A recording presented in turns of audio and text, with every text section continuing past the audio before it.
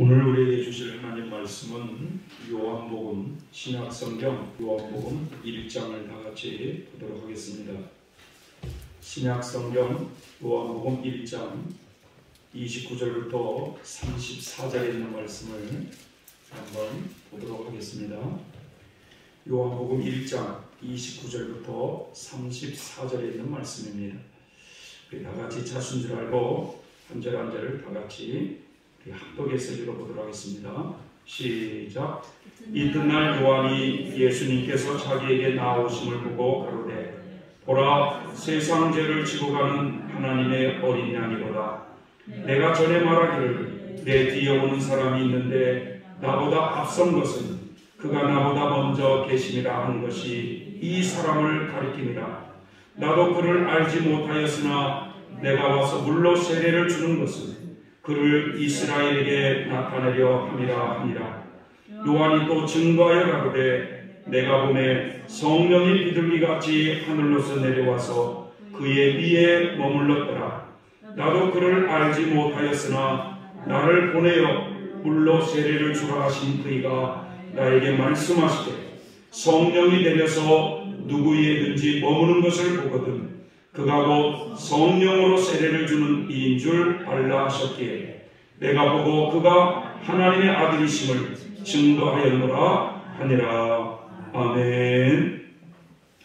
주님의 은혜가 이 자리에 있는 모든 이에게 함께 하시기를 예수님의 이름으로 축복합니다. 오늘 이 본문의 말씀에 여러분 하나님의 어린 양을 보라라고 하시는 이 세례 요한의 말씀에 우리 모두 한번 귀를 기울여 보시길 바랍니다. 하나님의 어린 양을 보라. 우리 성도 여러분, 혹시 가시고기라고 하는 물고기에 대해서 한번 들어보신 적 있습니까? 가시고기. 네, 가시고기. 못 들어보셨어요? 지구상에 사는 생물 중에 이 자식에 대한, 특별히 아버지의 사랑이 가장 강한 생명체가 바로 이 가시고기라고 하는 물고기라고 합니다. 네. 대부분 자식에 대한 이 모정이 더 강하잖아요. 어머니의 사랑이. 그죠? 그런데 이 세상에 있는 모든 물고기 중에, 생물 중에 이 자식에 대한 아버지의 사랑이 가장 강한 생명체가 가시고기라고 해요. 가시고기. 이 가시고기는 바다에서 살다가 해마다 이른 봄이면 이 산란을 위해서 이렇게 하천으로 올라온다고 그럽니다. 그래서 약 일주일간의 민물에서 적응하는 기간이 지나고 나면 본격적인 산란 준비에 들어간다는 거예요. 먼저 수컷이 이 산란을 준비하기 위해서 둥지를 짓는다는 거예요. 어미가 이제 산란을 하기 위해서 그런 둥지를 수컷이 짓는데 그 둥지가 완성되면 암컷이 거기에다가 알을 낳는다고 합니다. 하지만 이 암컷은 알을 낳은 후에 곧바로 미련 없이 그 둥지를 떠나버린다는 거예요. 암컷은. 그런데 그때부터 이 수컷의 어미가 이 알을 지키기 시작을 하는데 이 알을 먹기 위해서 모여드는 다른 침입자들을 끊임없이 물리친다고 해요. 또 알들이 잘 자라게 하기 위해서는 이 수컷의 어미, 이 어미가 아니라 아비. 이 수컷의 아비가 자신의 그 앞 지느러미로 계속 움직여갖고 그 둥지 안에 있는 그 새로운 물을 거기에 넣어준다고 해요. 예. 이 어미 수컷은 잠시도 쉬지 않고 아무것도 먹지 않으며 오직 이 둥지 안에 있는 알을 지키고 키우는 데만 전념한다고 합니다. 마침내 이제 알이 부화해서 고기들이 태어나도 이 어미 수컷은 그 둥지를 떠나지 않는다고 합니다. 갓 부화한 그 어린 가시고기들이 둥지 밖으로 나가면은 이 어미 수컷은 그 어린 것들을 물어다가 다시 그 안으로 집어넣는다고 해요. 왜냐하면 아직 나올 때가 아니기 때문에 그렇습니다.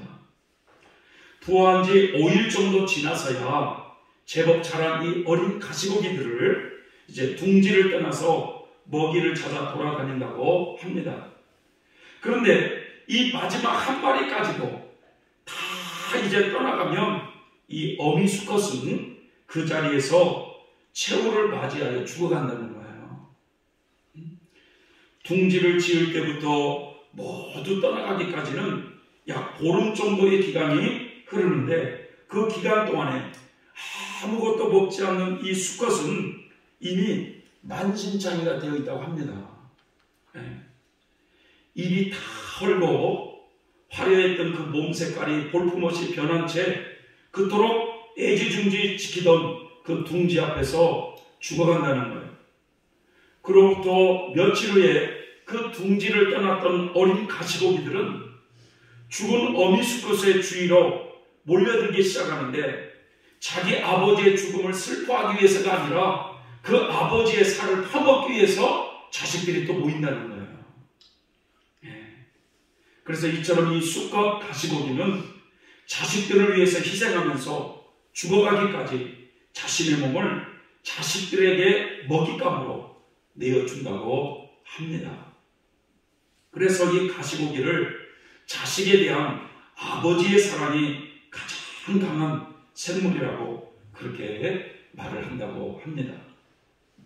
저는 이 가시고기에 대한 글을 읽으면서 이 모습이 여러분 우리 죄인들을 향한 하나님의 사랑이 아닌가라는 생각을 해보게 되었습니다. 찬양에 그런 찬양이죠. 404장 그 크신 하나님의 사랑 말로도 다 형용 못하네. 저 높고 높은 별을 넘어 이 낮고 낮은 땅 위에 재범한 영혼을 구원하려 그 아들을 보내사 화목제로 삼으시고 재용서하셨네.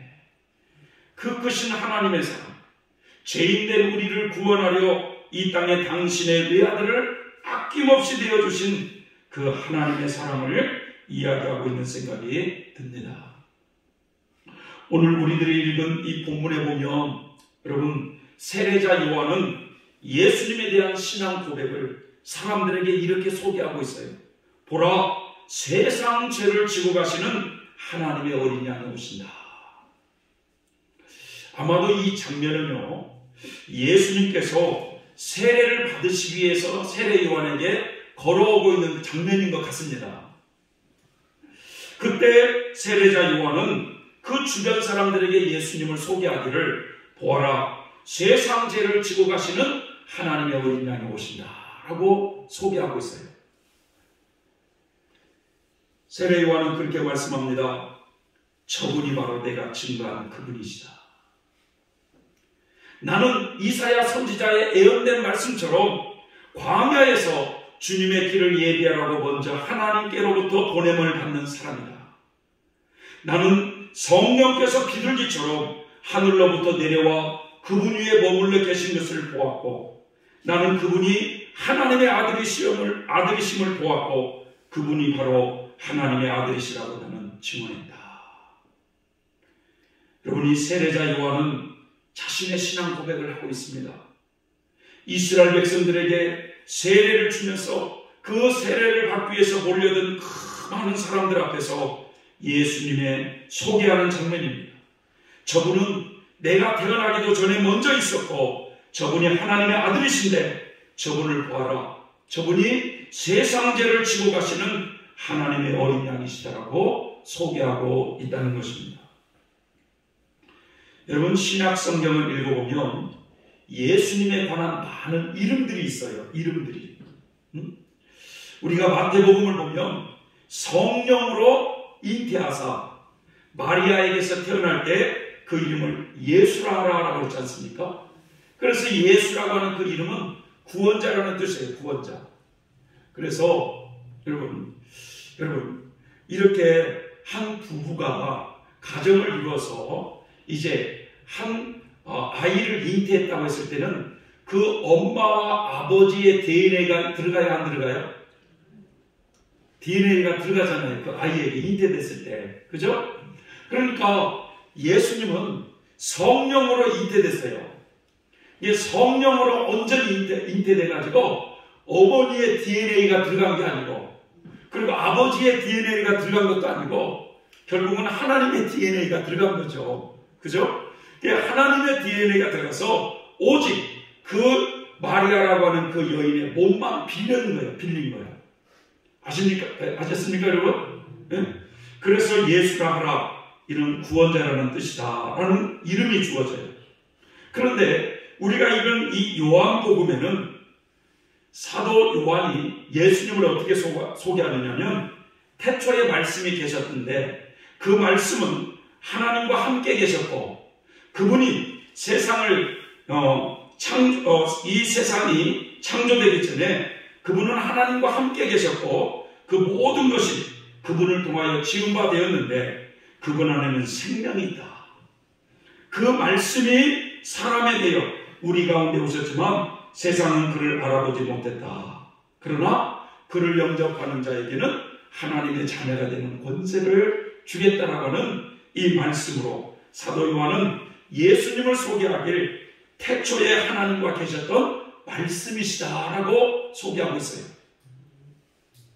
계시록을 보면 그분은 만왕의 왕이요 만주의 주가 되신다고 말씀하시면서 특별히 하나님의 어린 양이라는 표현을 사용하고 있습니다. 어린 양. 왜 예수님을 하나님의 어린 양이라고 표현을 하셨을까? 저는 이 세례자 요한이 예수님을 소개할 때 보아라, 세상 죄를 짊어지고 가시는 하나님의 어린 양이시다라고 하는 이 고백은요, 지식으로 고백한 게 아니라 성령을 통해서 그의 신앙 고백인 줄 믿습니다. 여러분, 이 하나님의 어린 양이라는 이 의미 속에는 몇 가지가 담겨져 있어요.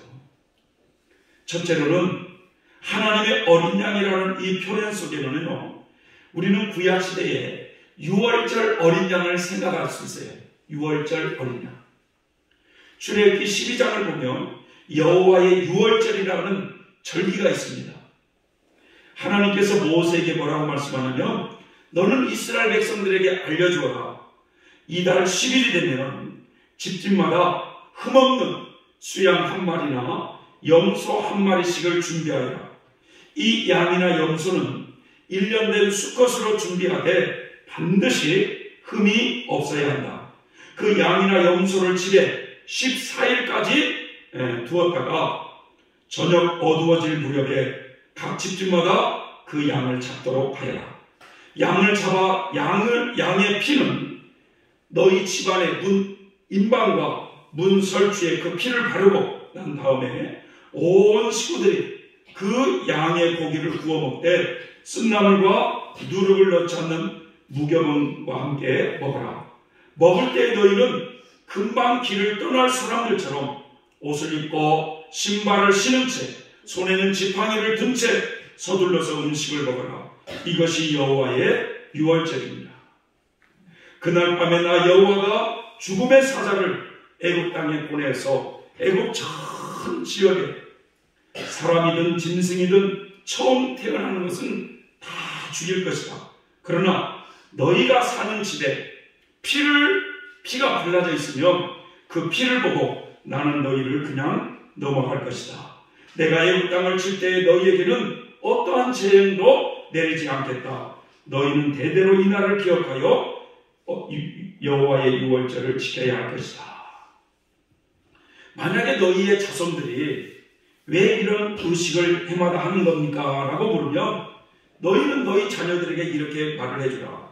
하나님께서 우리를 애굽의 종살이에서 해방시켜 주시는 날이야. 하나님의 크신 능력으로 우리가 종으로 있었던 애굽 땅에서 우리를 구원해 주시는 날이야 라고 가르쳐 주어라. 너희는 여호와의 유월절을 대대로 지키라 라고 말씀하고 있어요. 그래서 그들은요, 그 여호와의 유월절을 1년에 한 번씩 계속 지키면서, 여러분, 그 먼 거리에서도 그 유월절 절기를 지키기 위해서 예루살렘 성전을 찾아서 그 유월절 절기를 지켰던 거예요. 이스라엘 백성들이 그렇게 오랫동안 애굽 땅에 종살이하며 살았던 그들이 이 어린 양을 잡아가지고 여호와의 유월절 예식을 통하여 죽음을 면제받고 애굽 땅에서 해방된 이 사건이 바로 우리들이 예수님을 믿고 살고 있는 우리와 어떤 관계가 있느냐라는 것이죠. 구약시대 이스라엘 백성들은 여러분 흠없는 양의 피로 죽음을 면제받고 애굽의 종살이에서 해방되었다고 한다면 현재를 살고 있는 우리들은 어떻게 해야 우리가 죄의 죽음의 사망재앙을 면제받고 마귀의 종살이에서 해방될 수 있을까요? 그것은 베드로전서 1장 18절부터 19절의 말씀처럼 너희가 알거니와 너희 조상의 유전한 망령된 행실에서 구속함을 얻은 것은 금이나 은같이 없어질 것으로 한 것이 아니요 오직 흠없고 점없는 어린 양 같은 그리스도의 보배로운 필요한 것이니라 라고 말씀하고 있습니다. 금이나 은같이 없어질 것으로 구원을 받은 것이 아니고 오직 흠없고 점없는 어린 양 같은 예수 그리스도의 피로서 구원을 받게 되었다는 것입니다. 재물에는요 흠이 없어야 됩니다. 흠이. 죄인들을 구원하기 위해서는 흠없고 온전한 재물을 이 땅에 계셔야 되는데 바로 이 세상에 여러분 우리 모든 아담으로 인하여 죄가 들어와가지고 이그러진 인생이에요. 너나 할 것 없이 우리 모두는 다 죄인이에요. 그런데 그런 죄인을 오직 구원할 수 있는 분 오직 한 분은 죄가 없는 흠없는 의인으로 오신 예수 그리스도야만 되는 것입니다. 그래서 예수님이 여러분 죄가 없이 온전한 하나님의 아들로 의인으로서 거룩한 분으로서 이 땅에 오기 위해서는 성령으로 잉태되어야만 되었던 것입니다. 그래서 요한복음 3장 16절에 보면 하나님이 세상을 이처럼 사랑하사 독생자를 주셨으니 이는 저를 믿는 자마다 멸망치 않고 영생을 얻게 하려 하십니다. 저를 믿는 자마다 멸망치 않고 영생을 주시겠다는 약속이에요. 사도행전 4장 12절에도 다른 이로서는 구원을 얻을 수 없나니 천하 인간에게 구원을 얻을 만한 다른 이름을 우리에게 주신 일이 없음이니라 라고 말씀하고 있습니다. 오늘 이 세례자 요한도 예수님께서 자기에게 나오심을 보고 그런 고백을 하지 않습니까? 보라 세상 죄를 지고 가시는 하나님의 어린 양이시다. 세상의 죄를 짊어지도록 하나님으로부터 인정받은 어린 양 예수 그리스도만이 인류의 구원주가 되실 수가 있다는 거예요. 여러분 믿습니까 여러분? 그래서 우리는 하나님의 어린 양 예수 그리스도를 믿어야만 되는 거예요. 그래야 여러분 사망재앙이라고 하는 지옥 형벌에서 우리가 면제받을 수가 있는 거예요. 예수 그리스도를 믿지 않고 여러분 우리가 인생을 살다가는요 반드시 그 영혼은요 지옥 형벌을 면제받을 수가 없습니다. 반드시 죄인은 사망재앙을 받게 되어 있는데 그 사망재앙이라고 하는 이 지옥 형벌을 면제받을 수 있는 것은 예수 그리스도를 믿어야만 된다는 거예요. 그것이 유월절 어린 양으로 희생하신 분이시라는 거예요. 하나님의 어린 양 예수 그리스도를 믿어야 여러분 우리는 마귀의 종에서 해방될 수가 있는 줄 믿습니다. 우리는 세상을 살면서 마귀의 종이 되어서 살았다는 것도 모른 채 인생을 살았어요. 하나님을 믿지 않았을 때는요 이 세상의 풍속을 쫓아서 우리는 살았어요. 그래서 공중번제 잡은 자 마귀를 따라 살았으니 여러분 하나님이 보일 리가 없죠. 천국이 보일 리가 없죠. 그래서 늘 이 세상 사람들과 똑같이 땅의 것을 기준으로 두고 무엇을 먹을까, 무엇을 마실까, 무엇을 입을까 깎아까 하면서 땅의 것이 전부이냐 이 땅의 것을 잡기 위해서 우리가 인생을 그렇게 살았지 않습니까 여러분?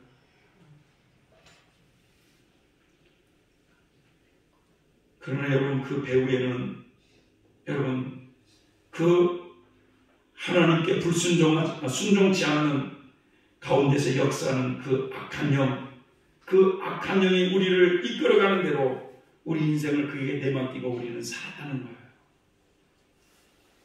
그랬던 우리를 살리기 위해서 여러분 어린 양 되신 예수 그리스도께서 유월절 어린 양으로 희생을 당하셨다는 것을 믿을 때 구원이 주어지게 되는 것입니다.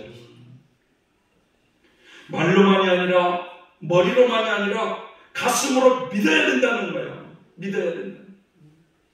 그래야 우리는 하나님의 자녀가 되는 거예요, 여러분.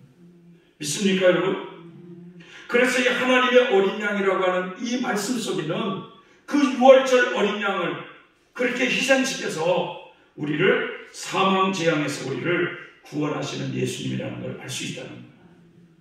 두 번째로는요, 하나님의 어린 양이라는 이 의미 속에는요, 속죄주 어린 양이라는 말씀을 우리는 생각할 줄 알아야 돼요. 속죄주 어린 양.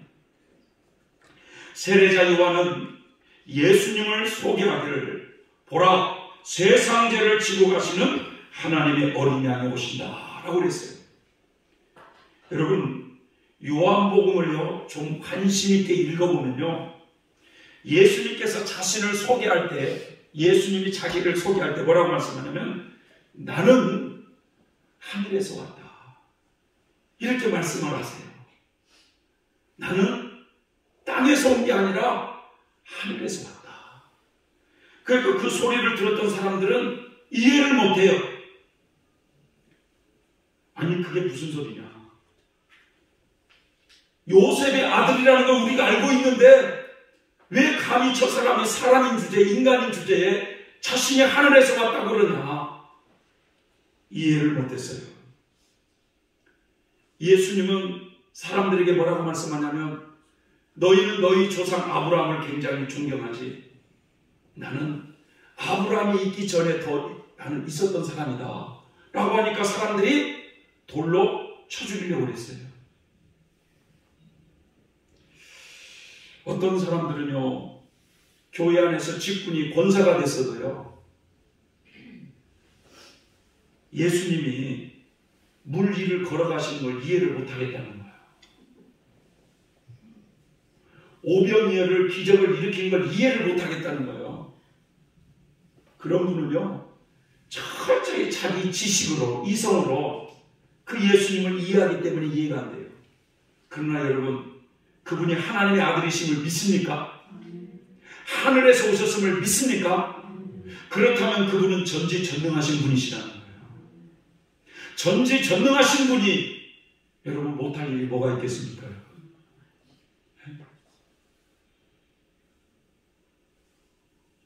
모세가 그런 말을 하잖아요. 여러분, 이스라엘 백성들이 그 애굽 땅에서 나왔을 때 장정만 60만이에요. 장정만. 그러니까 거기에 노인들이나 아이들까지 합치면 250만에서 30만이 애굽 땅에서 나와요. 여러분, 그 30만이 아니라 300만입니다. 300만. 그 300만이라고 하는 그 수많은 사람이 여러분 밥 한 끼를 먹는다고 생각해봐요. 밥 한 끼를. 얼마나 많은 양이 필요하겠습니까? 그러니까 모세가 그런 얘기를 해요. 이 백성이 먹을 걸 생각한다면 저 바닷속에 있는 물고기를 다 잡아가지고 이 백성들에게 줘도 부족할 겁니다. 이렇게 고백을 했을 때 하나님이 뭐라고 말씀하냐면 여호와의 손이 짧아서 그렇게 하지 못할 줄 너는 알고 있느냐? 하나님은 전지전능하시다는 거예요. 요한복음을 그래서 관심 있게 읽어보면 예수님은 누누이 나는 하늘에서 왔다. 내가 하늘에서 왔는데 땅의 것을 가지고 말을 해도 너희는 이해를 하지 못하는데 하늘의 이 것을 이야기하면 너희가 어찌 이해를 할 수 있겠느냐 라고 예수님 말씀하지 않습니까? 성도 여러분, 예수님이 하나님의 아들이심을 믿습니까? 세례자 요한은 그렇게 말씀해요. 저분은 하나님의 아들이신데 나는 그분이 하나님의 아들이시라는 걸 믿고 있는데 그분은 세상 죄를 짊어지시고 하나님의 어린 양으로 이 땅에 오셨다는 거예요.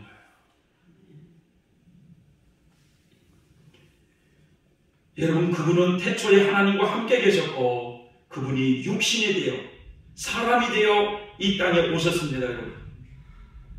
그래서 성육신이라고 그러죠. 성육신. 그분은 하나님의 아들이신데 인간의 죄 문제를 해결해 주시기 위해서 이 땅에 여러분 인간의 모습으로 오셨다는 거예요.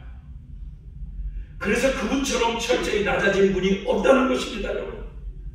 하늘 보좌에 가장 높으신 분이 그 보좌를 버리시고 나 하나를 구원하기 위해서 가장 낮은 인간의 모습으로 이 땅에 오셨다는 거예요. 그리고 나를 위해서, 나의 구원을 위해서, 나를 살리기 위해서 자신의 전부를 십자가상에 내어주신 분이시라는 거예요. 여러분 그걸 믿습니까, 여러분? 아멘.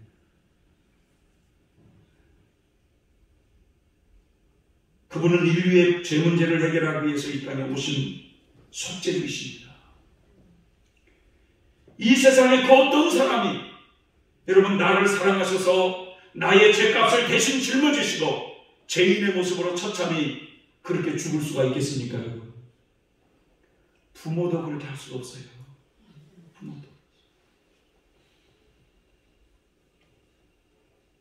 어느 누군가가 우리 구본자 권사님을 살리기 위해서 자신의 그 모든 것을 희생하시며 우리 구본자 권사님을 살려주셨다면, 그것이 사실이라면 우리 구본자 권사님도 그분을 위해서 자신의 인생을 드려야 되지 않겠습니까?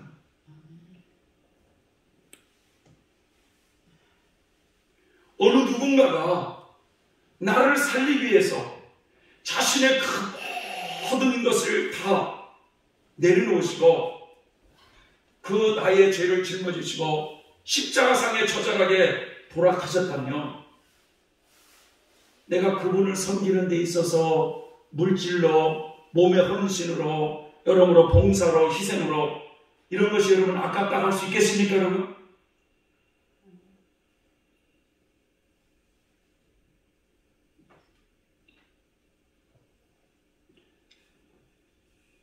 이사야서 53장은 고난의 종 예수 그리스도를 소개하고 있어요. 그래서 예수님을 믿지 않는 이 유대인들은요, 구약 성경을 믿지 않습니까? 구약 성경을. 그런데 이 구약 성경에서 이사야서 53장만큼은 금지서로 되어 있어요. 거기를 읽지 말라는 거예요. 왜냐하면 어떤 고난의 종에 대해서 나와요. 고난의 종에 대해서. 거기에 이런 말씀이 있습니다. 그가 찔림은 우리의 허물 때문이요, 그가 상함은 우리의 죄악을 인하니라. 그가 징계를 받음으로 우리가 평화를 누리고 그가 채찍을 맞음으로 우리가 나음을 입었도다. 우리는 다 양 같아서 그릇 행하여 각기 제 길로 갔거늘 여호와께서는 우리 무리의 죄악을 그에게 담당시키셨도다. 그가 곤욕을 당하여 괴로울 때에도 그 입을 열지 아니하였으며 마치 도수장으로 끌려가는 어린 양과 털 깎는 자 앞에 잠잠한 양과 같이 그 입을 열지 아니하였도다. 이 말씀을 읽을 때 그가 도대체 누구냐, 그가 라고 해서 그 예수 그리스도를 그들의 구세주로 믿지 못하도록 이 이사야서 53장은 금지서로 딱 막아놨어요.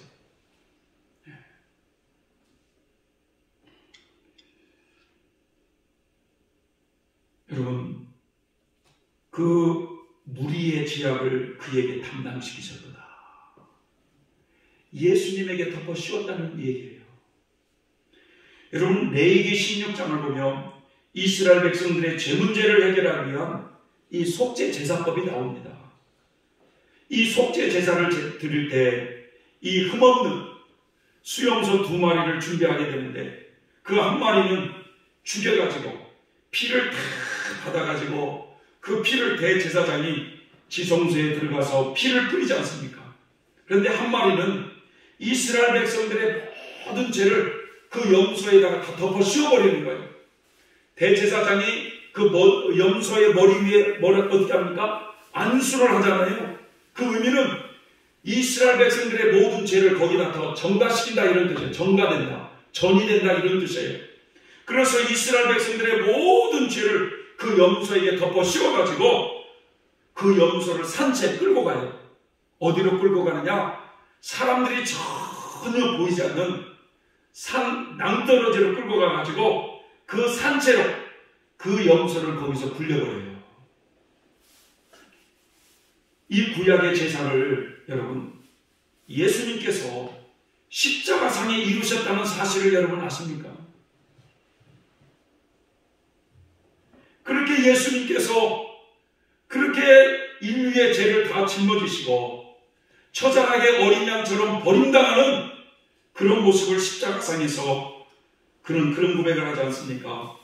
엘리 엘리 라마 사박다니, 나의 하나님 어찌하여 나를 버리셨습니까? 그것이 바로 여러분 죄를 덮어 씌워 버림당한 수용소의 모습이었던 것입니다. 세상 죄를 지고 가시는 하나님의 어린 양 예수 그리스도의 희생이 있었기에 우리는 여러분 예수님의 이름으로 회개하면 우리의 죄를 용서받을 수 있는 길이 열려지게 되어 있는 것입니다. 여러분, 이것이 얼마나 큰 은혜입니까요? 내가 내 죄를 씻을 수 있는 길이 열려졌다고 하는 것이 얼마나 큰 은혜입니까요? 사람들이 고통받고 있는 것은 다 죄 때문인데 그 죄 문제를 해결받을 수 있는 길이 열려졌다고 하는 것이 얼마나 큰 축복이냐 이 말입니다. 인간이 연약하여 죄를 지어도 순간순간 예수님의 이름으로 진심으로 회개하며 그 죄를 용서받고 마음의 평화를 얻을 수 있으니 우리가 얼마나 큰 축복을 받아 누리고 있는 거냐 하는 것이죠. 여러분, 이 세상에는 수많은 종교들이 있지만 기독교에는 죄를 용서받을 수 있는 길이 없습니다. 그래서 예수 그리스도를 믿는 기독교는 종교가 아니에요. 여러분, 이것은 생명입니다. 생명. 생명의 종교예요. 나를 살리는 종교예요. 나의 생명과 관련 있는 것이고 영생의 복을 누릴 것인가 아니면 영원한 형벌을 받으며 살 것인가라는 기로에 서 있는 이게 종교예요. 여러분. 이처럼 세상 죄를 지고 가시는 하나님의 어린 양이라는 의미 속에는 우리의 죄를 용서해 주시는 속죄주라는 이 사실을 아셔야 된다는 거예요. 여러분, 우리는 그것을 굳게 믿어야 될 줄 믿습니다. 사람들이 예수님을 믿지 않는 것이요, 여러분, 큰 죄라는 사실을 몰라요. 예수님을 믿지 않고 살아가고 있는 그것이요, 하나님을 얼마나 모독하고 살아가고 있다는 걸 사람들은 모릅니다. 여러분, 하나님 우리를 얼마나 사랑하셨기에, 우리 죄인들을 얼마나 사랑하셨기에 당신의 그 독생자를 아낌없이 죄인들을 구원하시려고 이 땅에 내어주시고 십자가상에 처절히 물과 피를 다 쏟아이까지 죽게 하셔서 구원의 은총을 예비해 놓으셨는데 그 은총을 거부하는 그 죄가 얼마나 큰 죄고 하나님을 모독하는 죄라는 것을 사람들은 모르고 살고 있다는 거예요.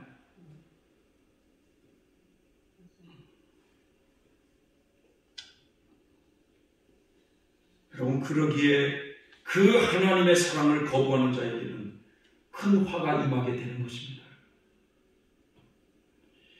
여러분, 천국에 가서 예수님의 모습을 보게 되면요, 그분은요, 하나님의 아들이시고 부활의 영광을 누리시는 분이시지만 그분에는요, 영원히 지어지지 않는, 지울 수 없는, 여러분, 그분의 몸에는 흔적을 가지고 산다는 사실을 알아야 돼요.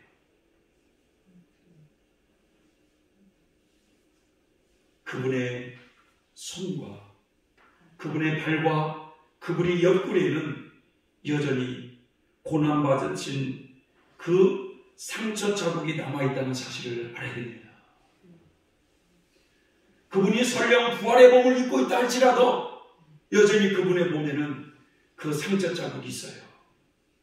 그래서 천국에 들어온 모든 성도들은요, 예수님 그분의 모습만 보더라도 저분이 나를 위해서 저렇게 고난을 당하신 분이시구나 라는 것을 영원히 기억하게 되어 있어요.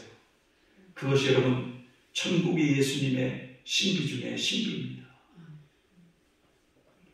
천국에 들어가는 모든 성도들은 영원히 그것을 잊을 수가 없어요.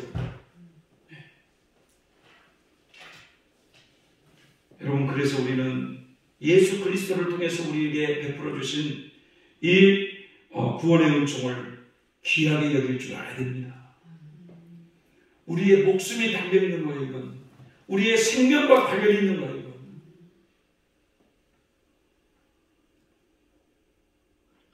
그런데 얼마나 많은 사람들이 여러분 예수님에 대한 이 구원의 축복을 소리하며 살아가는지 몰라요. 내가 가고 싶으면 가요. 안 가고 싶으면 안 가요. 그러나 성경은요, 여러분, 나를 존중히 여긴 자를 하나님도 존중히 여기겠다고 말씀하고 계시고, 나를 업신여긴 자를 하나님도 업신여기겠다는 거예요. 세 번째로 하나님의 어린 양이라는 의미 속에는요, 여러분, 심판주 어린 양을 생각할 줄 알아야 됩니다. 심판주. 사도 요한은요, 예수님의 사랑받는 제자였죠. 그는 신앙 때문에 환난 핍박을 많이 받았던 우리의 형제입니다. AD 95년경에 로마의 황제, 이 도미티안 황제가 로마 제국의 황제였을 때 이 기독교를 아주 심하게 박해를 했어요. 아주 이 기독교를 심하게 박해했던 이 로마의 황제들이 좀 있어요. 그 중에 가장 박해했던 못된 놈이 누구냐? 네로예요. 네로라고 들어봤죠? 네로 황제. 아주 우리나라의 연산군보다 더 못된 놈이에요. 그분은. 아마 지옥에서 아주 깊은 곳에서 고통을 받고 있을 겁니다. 그런데 이 도미티안 황제도 기독교인들을 심하게 박해를 했어요. 그런데 그때 사도 요한이 잡혔어요. 예수님을 믿는 것 때문에. 그래서 이 사도 요한을 죽이려고 말이죠, 기름이 펄펄 끓는 곳에 사도 요한을 집어넣었어요. 그런데도 사도 요한이 죽지 않아요. 하나님의 기적이죠. 그때 이 너무 놀래가지고 밤모섬이라고 하는 곳으로 그 사도 요한을 유배를 시켜버렸어요. 마치 우리나라 말하면요, 우리나라 이렇게 지도가 있는데 육지에서 좀 떨어진 제주도라고 하는 곳이 있지 않습니까? 이와 마찬가지로 그 지중해에 밤모섬이라고 하는 곳으로 유배를 시켜버렸어요. 너는 거기 가서 죽어라.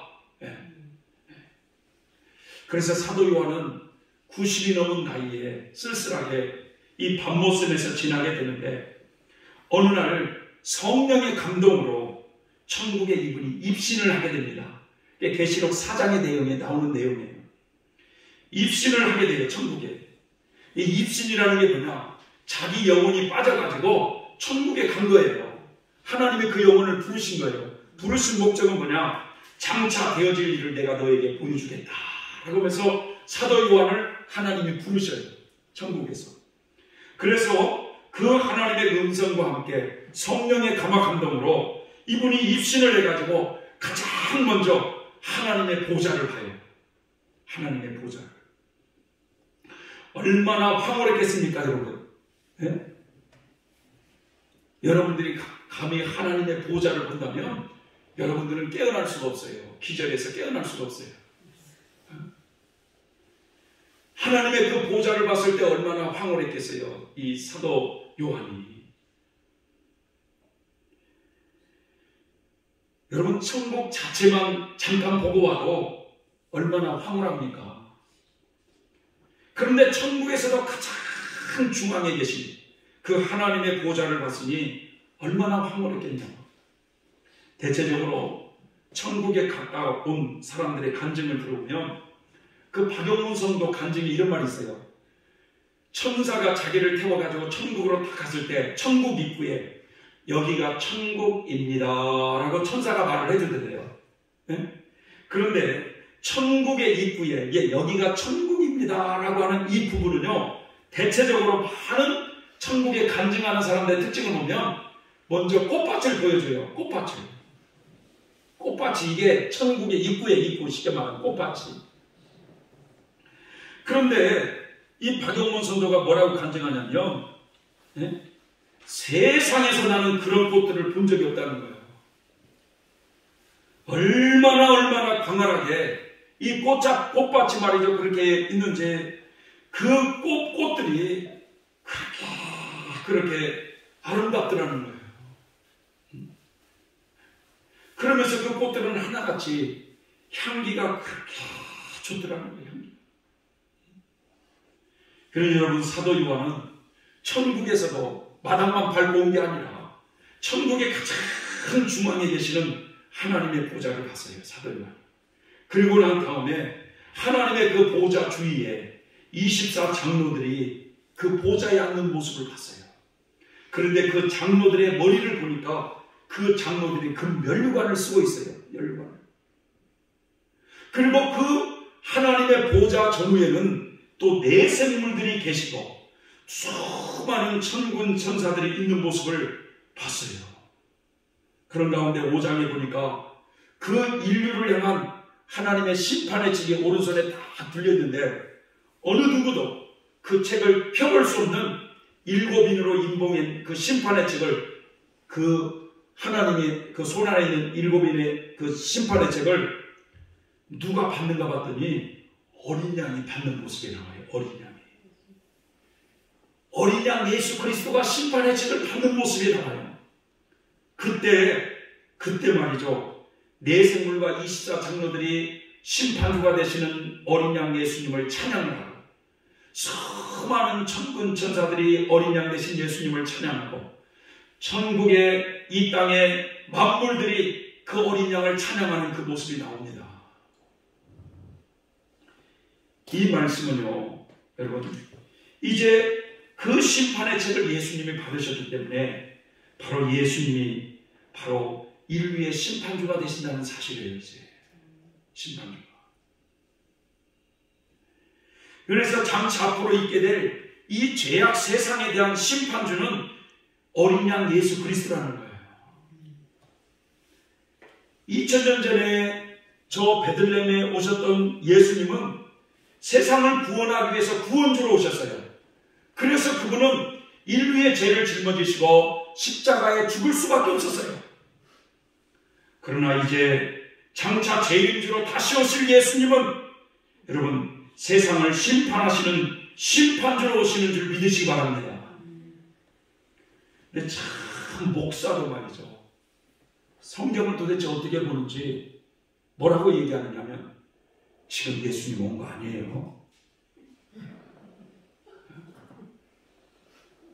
그래가지고 예를 들어서 이만희 씨가 내가 재림주라고 하니까 믿는 거야. 이만희 씨를 재림주로 믿는 거예요. 오셨다는 거예요. 오셨다는 거예요. 저 하나님의 교회라고 하는 저 하늘 어머니라고 하는 그 장길자 씨, 그 남편 안산홍이를 바로 예수님이 그렇게 오셨다는 거야. 그분이 구세주라는 거야. 여러분 재림하실 예수님은 여러분 부활의 몸을 입고 오시고 그분은 여러분 반드시 여러분 그분의 양손과 양발과 옆구리에는 성은이 있다는 사실을 우리는 꼭 알아야 됩니다. 믿습니까 여러분? 네? 참 여러분 왜 예수님께서 심판주가 되시느냐? 그것은요 자신의 피로 자신의 피값으로 인류의 수많은 사람들을 샀어요. 그래가지고 하나님께 드리셨기 때문에 심판주가 되시는 겁니다. 이 지구상에 수많은 사람들이 살고 있지 않습니까 여러분? 그 중에 예수님의 그 피값으로 피의 공로로 구원받는 사람들이 얼마나 많이 있습니까 여러분? 그 수많은 사람들 중에 저와 여러분도 거기에 지금 포함되고 있지 않습니까 여러분? 그러기에 그분은 심판주가 되시는 것이 합당하시다는 거예요. 그래서 여러분 앞으로 세상에 어떤 안 좋은 일이 일어나도 우리는 결코 당황하지 말아야 돼요. 왜냐하면 이 모든 것을 우리의 구원주가 되시는 예수 그리스도가 심판해 가시기 때문에 그렇습니다. 사랑하는 성도 여러분, 하나님의 어린 양을 보라는 이 의미를 여러분 다시 한번 생각해 보세요. 사도 요한은 세례자 요한은 그런 확신이 있었어요. 신앙의 고백이 있었어요. 그분은 하나님의 아들이셨지만 성령으로 세례를 베푸신 분이시지만 그분은 세상 죄를 지고 가시는 하나님의 어린 양이시다라고 하는 신앙의 고백이 있었듯이, 첫째는 하나님의 어린 양이라는 의미 속에는 유월절 어린 양을 우리는 생각해야 된다는 거. 유월절 어린 양은 애굽 땅에서 종살이하며 살았던 이스라엘 백성들을 해방시켜 주었듯이 예수 그리스도가 마귀의 종에서 우리를 해방시켜 주시는 분이라는 사실이에요. 그 예수 그리스도를 믿음으로 말미암아 사망 재앙을 면제받고 하나님의 자녀가 되는 것을 우리는 굳게 믿어야만 된다는 것입니다. 둘째는 하나님의 어린 양이라는 의미 속에는 세상 죄를 지고 가시는 속죄주라는 것을 우리는 생각해 볼 수 있는데, 이스라엘 백성들이 죄 문제를 해결하기 위해서 속죄 제사를 드릴 때 수용소 한 마리에게 그 모든 죄를 덮어 씌워 산채로 광야 무인증에 버려지는 이 모습은 곧 우리의 죄 문제를 해결하기 위해서 우리의 죄를 짊어지시고 온갖 모욕과 조롱과 핍박을 받으시면서 그의 입은 열지 아니하시고 십자가의 죽임을 당하신 예수님의 모습을 우리는 볼 수 있어야만 된다는 겁니다. 그래서 여러분, 그분이 나를 살리기 위해서 자신의 모든 것을 희생하셨기에 우리는 그분을 바르게 믿고 안다면 우리는 그분을 위해서 희생할 줄 아는 성도가 되어야 될 줄 믿습니다. 구원이라고 하는 것을 가볍게 받아들여서는 안 된다는 거예요. 세 번째로는 하나님의 어린 양이라는 의미 속에는 장차 재림하실 심판주이심을 우리는 생각할 줄 알아야 되는 거예요. 그분이 장차 재림지러 오실 때 심판주가 되시니 합당하신 이유는 자신의 피로 사서 수많은 사람들을 하나님께 드리셨기 때문에 그렇습니다. 세례자 요한이 하나님의 아들 예수 그리스도를 소개할 때 저분은 하나님의 어린 양이시다, 저분을 보라 라고 소개한 것처럼 우리 예수님에 대한 우리의 신앙도, 이 고백도 이런 고백에 흔들림 없이 주님을 잘 섬기는 저는 여러분이 되셨으면 좋겠습니다. 기도하겠습니다. 고마우신 하나님 아버지, 세례자 요한이 예수 그리스도에 대한 신앙의 고백으로 사람들에게 예수님을 소개한 것처럼 우리도 흔들림 없는, 그분은 하늘에서 오신 하나님의 아들이심의 이런 신앙의 고백 속에 그분이 나를 위해서 십자가에 희생하신 모든 것을 내어주신 속죄주라고 하는 사실을, 마귀의 손아래에서 나를 해방시킨 바로 유월절 어린 양으로 희생하셨다고 하는 이 사실을 우리의 마음판에 새기면서 주님께 대한 믿음이 흔들림 없이 살아가는 우리 모두가 되게 하여 주시옵소서. 예수님의 이름으로 기도 올려옵나이다. 아멘.